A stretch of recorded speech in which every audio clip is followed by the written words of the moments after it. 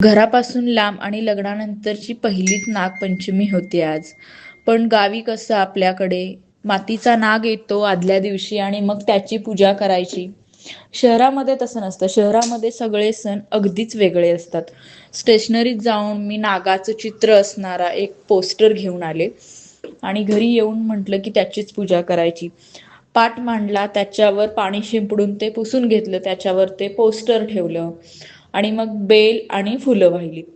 त्यानंतर हळदी कुंकू वाहिलं आणि मग काढली ती रांगोळी. रांगोळी काढली, कापसाचं पोतं वाहिलं आणि मग आरती करून नैवेद्य दाखवला.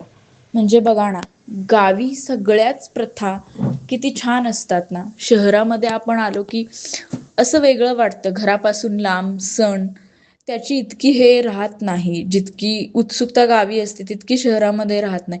आम्ही इथे दोघेच राहतो, पण तरीही कुठलाही सण असेल ना तरी आम्ही सेलिब्रेट करतो, कारण आपले सण आपली संस्कृती ही आपणच जपली पाहिजे असं मला वाटतं. आणि म्हणूनच मग केलं. दरवर्षी ज्यावेळेस दिवसभर उपवास असायचा, आई अशी उकडीचे कानोली करायची, एवढं भारी वाटतं ना गावी खूप. आणि मग संध्याकाळी लाह्या व्हायच्या आणि म्हणायचं, देवा नागोबा माझ्या भावाला तुझ्यासारखंच बळ दे, नागावागाचं बळ दे, असं सगळं असायचं गावी. यावर्षी आईशिवाय पहिल्यांदाच असं काही.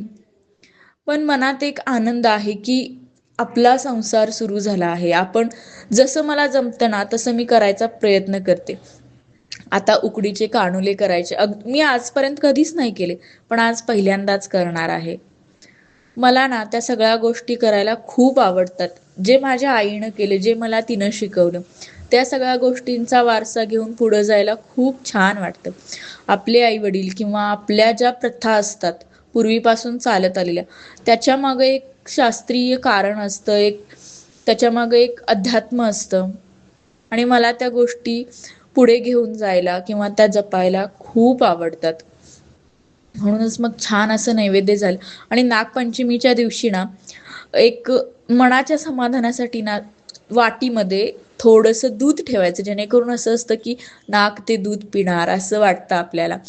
म्हणून मग नैवेद्य दाखवल्यानंतर वाटीमध्ये थोडंसं दूध ठेवलं होतं मी त्या पोस्टरच्या साईडला. भलेही ते पोस्टर आहे, डझंट मॅटर की तिथं तो नाग नाहीये, त्याच्या म्हणजे त्यामागे ज्या भावना आहेत ना त्या तितक्याच खऱ्या आहेत असं मला वाटतं. आणि मग अशी झाली नागपंचमी. थोडं वेगळं होतं, पण अनुभव छान होता. तर तुम्ही तुमच्या घरी नागपंचमी कशी सेलिब्रेट करता मला कमेंटमध्ये नक्की सांगा.